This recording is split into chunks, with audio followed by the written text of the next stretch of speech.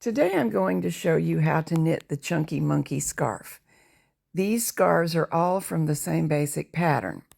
The differences are caused by your choice of loom, specific choice of yarn, and in the case of this one, a couple fewer stitches at the edges.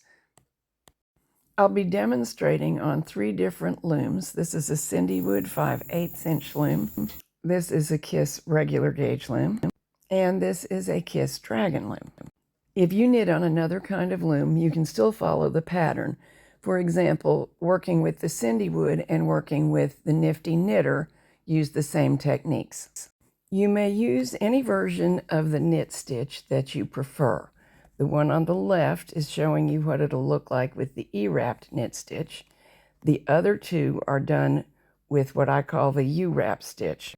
If you're knitting on a Kiss loom, it will be obvious to you that's what Kiss loomers always do.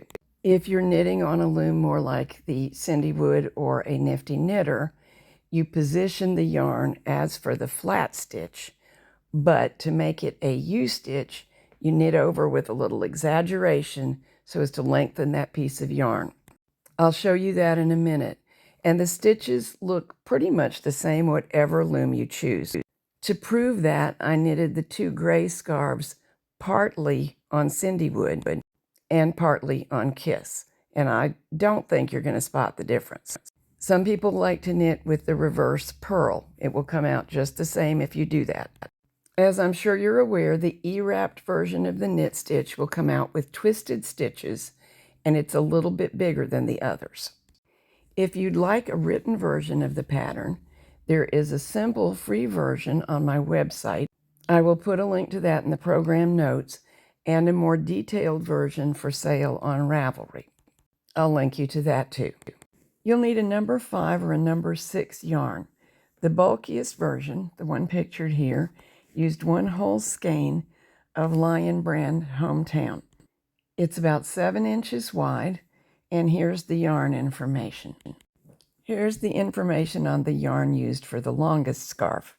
I bought this some time ago on clearance from Hirschner's, so while you may not be able to find it, any similar number 5 soft yarn would get similar results. I used the whole skein. The scarf is between 6 and 7 inches wide. The collar-like red version is knitted with Bernay Beyond, a soft number 6, very lightly spun, and I did not use the entire skein. I would call this an intermediate project, so I'm going to assume that you know how to cast on, knit 1, purl 1 ribbing, because we will start and end in that, and bind off. We'll also be working a 6-stitch alternating cable and using tucked purl stitches for added texture, to stop rolling, and to set off the cable. I will teach you those things. The wider versions of the scarf all use 18 stitches. To make the narrower version, all you do is follow the instructions using 14 stitches and omitting the 2 stitches on each end. So let's look first at all left to right rows. They're all the same. I'll show you an E-wrapped version on the Cindywood loom and follow it with U-wrapped versions on other looms and on the Cindywood loom. All left to right rows are the same. Slip stitch 1, wrap stitch 2, but don't knit it. In this case, I'm going to just wrap in front or towards me to the outside of the peg, E-wrap and knit over stitch 3, wrap to the front for stitch 4, E-wrap and knit over stitch 5, wrap but don't knit stitch 6. Now there come 6 knit stitches in a row. Since I'm using the E-wrap stitch for all the knits in this version, we'll do that. 1, 2,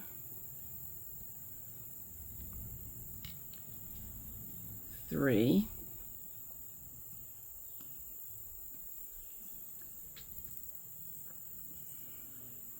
4,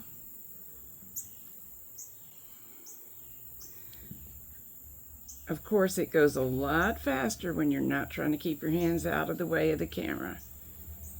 5, 6. So that's 12 stitches made. We're going to wrap stitch 13, but not knit it.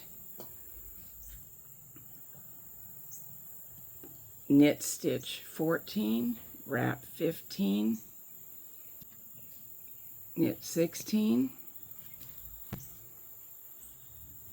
wrap 17, knit 18. Everywhere there are 2 wraps, next time we will purl them off, and that will make the tucked purls that make the channels that set the cable off. These are the channels.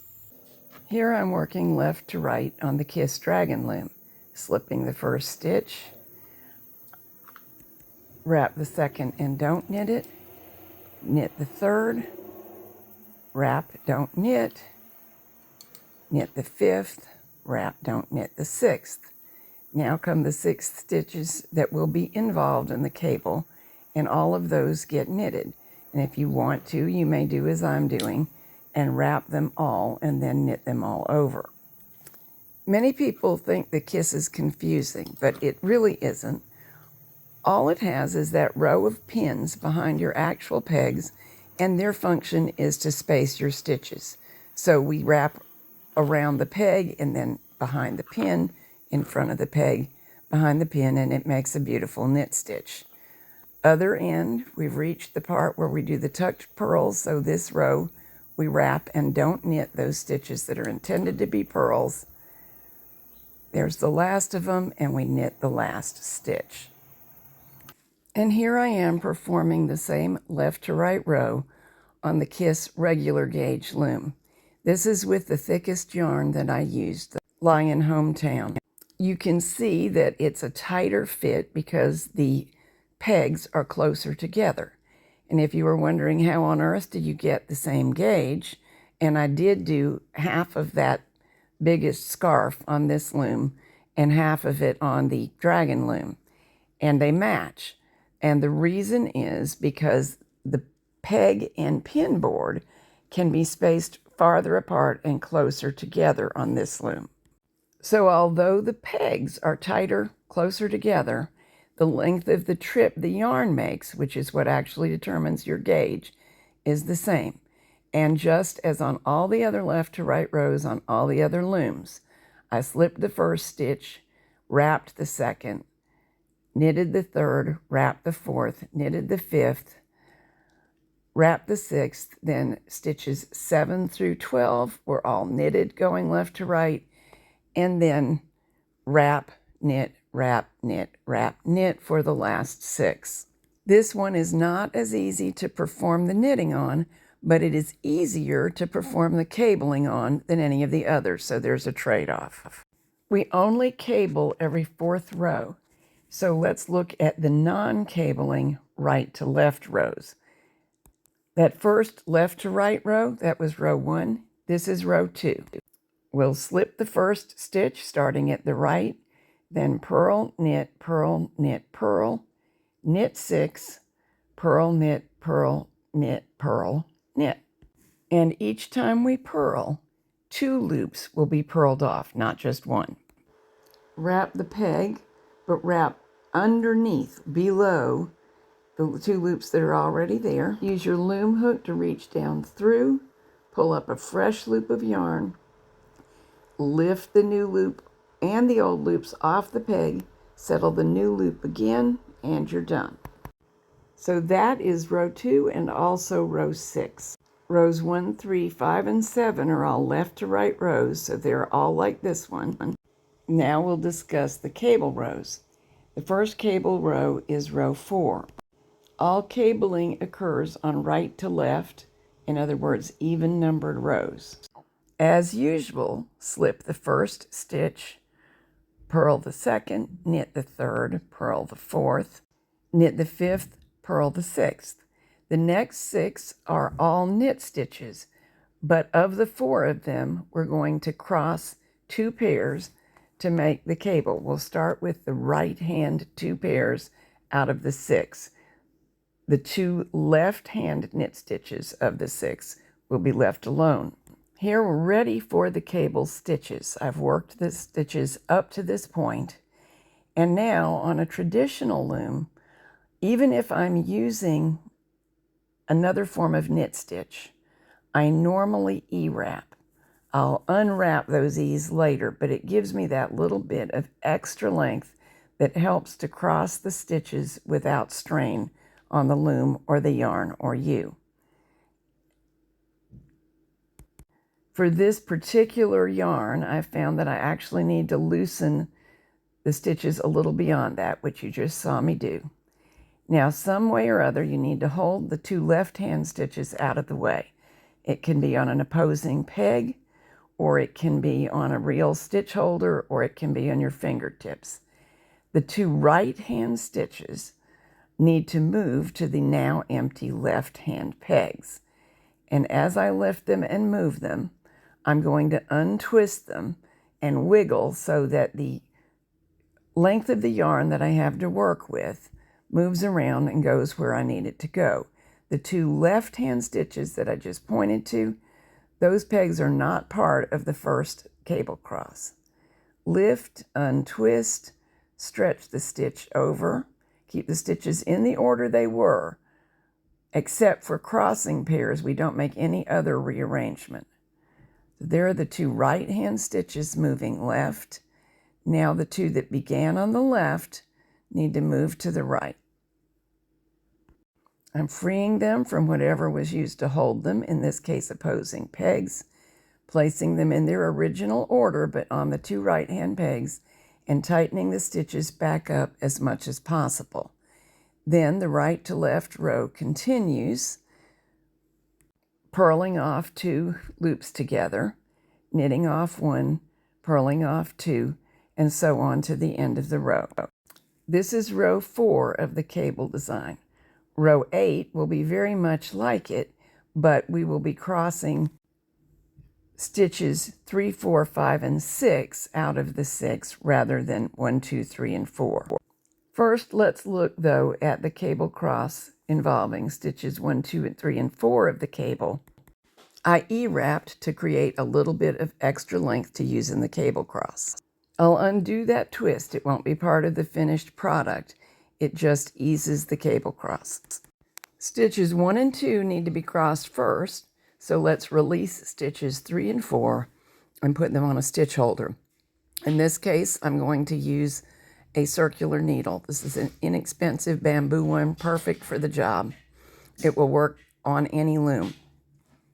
The 2 right-hand stitches, 1 and 2, need to be crossed to pegs 3 and 4 first.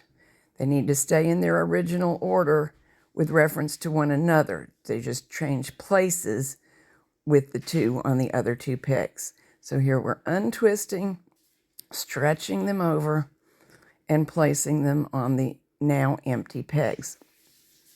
Now the stitches that were on those empty pegs can be released from their stitch holder, whatever that stitch holder might have been, and moved over.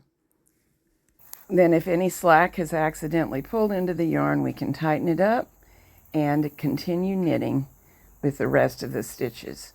That's 2 more knits, and then the purl knit, purl knit, purl knit to the end. On this sample, I marked the pegs with little tiny lengths of yarn knotted around the pegs to designate the purl stitches. That's what you're looking at, and it can be quite a helpful technique. And on this loom, we can already see our cable cross. Now here we are on the KISS regular gauge loom. This one is actually the easiest one on which to cross cables, but unfortunately the hardest one for you to see. Because of that, I'm not going to show you much of the cable crossing here. It works the same way, and the reason that it's easier for me is because the distance from left to right across the loom is smaller, so I don't have to stretch the stitches as far. However, for that same reason, it's very hard for you to get a view of what's going on. It is, however, the same as all the others. I'm freeing pegs 3 and 4 of their original stitches and moving stitch 1 and 2 onto those positions. Then moving the stitches that began on pegs 3 and 4 onto pegs 1 and 2. Because of the pins on a kiss loom, it's extremely important to be careful to keep your cabling stitches from getting fouled on the pins. Row 8 is the other cabling row. It's a right to left row, and it is much like row 4. It is so in every way, except for of the 6 cable stitches, we will knit off 1 and 2 normally, and the 4 to be cabled are 3, 4, 5, and 6. So let's knit a row 8. It starts out with the purl stitches, having slipped stitch 1, purled stitch 2, knit stitch 3, purl stitch 4,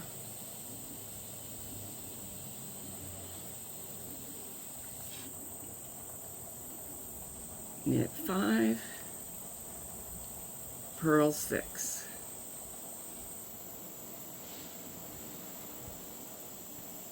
Last time, you can see down in there, I crossed the right 4 stitches. So we're ready. This is row 8 of the pattern. Many of the rows repeat one another,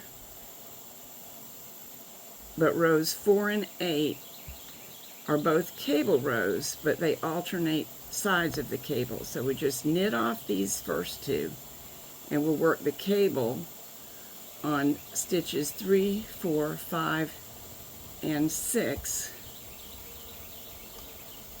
of the cable.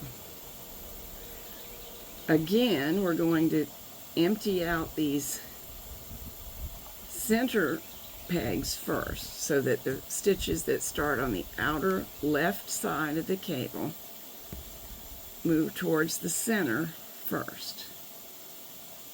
And here they come, and as before, I'm untwisting, I should say, my E-wraps. There is still a solid loop.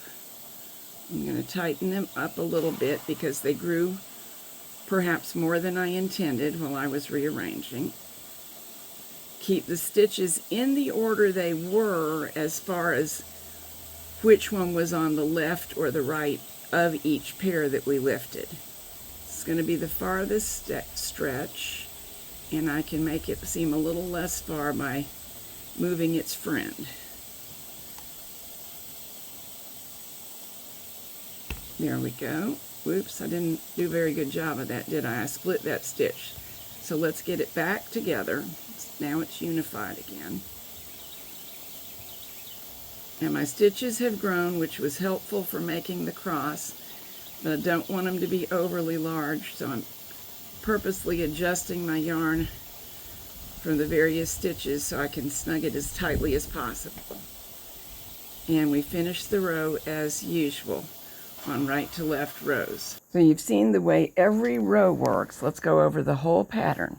Begin with any neat cast on that works well for you and your loom. Now some knit 1, purl 1 rib. I used 3 rows for all of my samples, and I recommend it, but of course you could vary that with personal taste. I do strongly recommend an odd number of rows, however, because we want row 1 to be from left to right. Most of us also cast on from left to right. So if we cast on from left to right, then knit in ribbing, right to left, left to right, right to left, we end up in the correct starting position. Rows 1, 3, 5, and 7 are all like this. You wrap all of the pegs, but only knit 3, 5, 7 through 12, 14, 16, and 18. The first stitch is slipped, and the ones that are wrapped and not knitted will be purled both loops together on the next row. Rows 2 and 6 are the rows on which we work from right to left, but there are no cables. So they go like this. Slip the first stitch, purl, knit, purl, knit, purl. 6 knits in a row, purl, knit, purl, knit, purl, knit. And every time we purl, we're actually purling off 2 loops at once. Row 4 is a cable row and works like this. Of the 6 cable stitches, lift stitch 3 and 4 onto some kind of stitch holder to make room for the cable cross. We count stitches or pegs from the side that we start knitting on. So this time we're counting from right to left because we're knitting from right to left. In this picture, I've already moved stitches 1 and 2 onto the empty 3 and 4 pegs, and now we're ready to replace stitches 3 and 4 on the presently empty 1 and 2 pegs. If using a kiss loom, make certain to stay clear of the pins. They don't need to be part of the cabling action. Here are the cross stitches, and now we can knit the remainder of the row, moving from right to left. Row 4 produces this cable cross, and on row 8, where we cross the stitches 3 and 4 again, but this time with 5 and 6, it produces this cable cross. Row 8 was knitted just like 6, except for which stitches get crossed. On row 8, 5 and 6 move to the center, 3 and 4 move outward. Your scarf will be 4 to 7 inches wide, depending on what yarn you used and whether you used 14 stitches or 18. The red sample is 14, the other two are 18. After your final cable cross, knit rows 1 and 2 again, and then 1 again. In other words, 3 plain rows with no cable crosses, but that do have the purl stitches. This is because you don't want a cable cross at the very end of the pattern. It looks awkward. Finish up with the same number of knit 1, purl 1 ribbing rows that you used at the beginning and bind off neatly. To make this cowl-like scarf, sew the edges together for the bottom 3 to 4 inches. For this one, overlap the ends and fasten them together with a shawl pin. You may make any length you want, but here are some helpful tips. Typically, the minimum length for long scarf is 40 inches. 48 and 60 are also popular.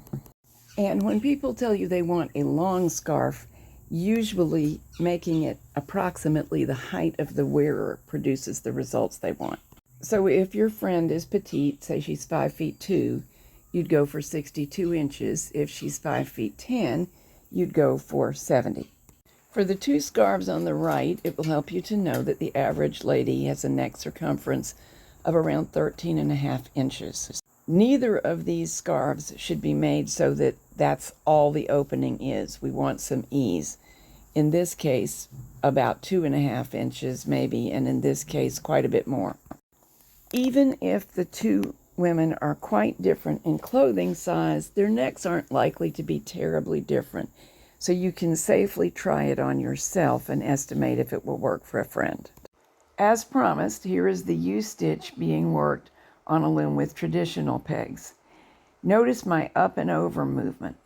It's very precise and it pushes up and over farther than if you were just creating the flat stitch.